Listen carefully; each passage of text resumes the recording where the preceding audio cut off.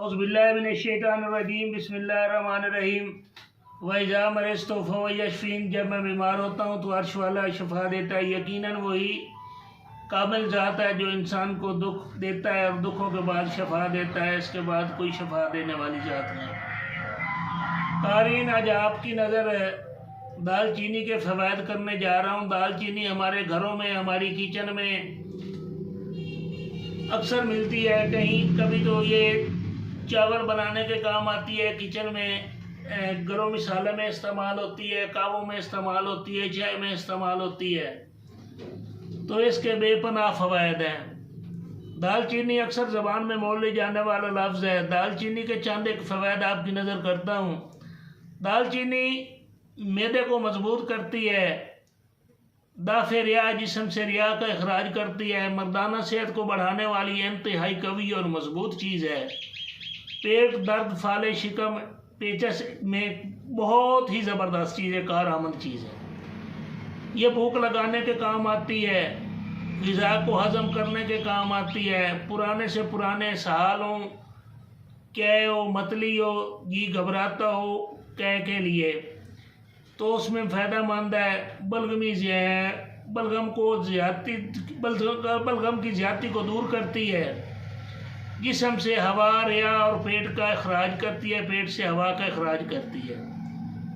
जब मौसम की तब्दीली होती है तो इन्फ्लुएंजा अक्सर अपने अरूज पर होता है।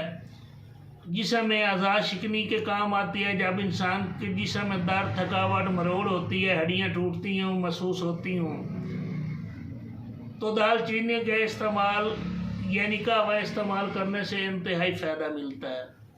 ग़िज़ा हज़म करने में इंतहाई अच्छी चीज़ है।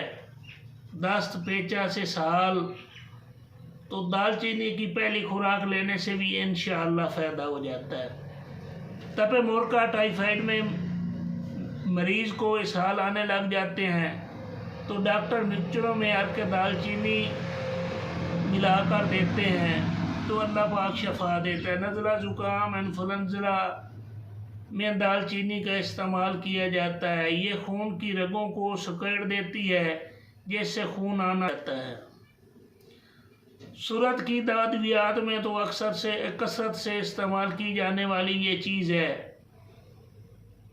दालचीनी बतौर सफ़ूफ इस्तेमाल की जा सकती है। दालचीनी से बनने वाली मशहूर दो चीज़ें बता देता हूँ।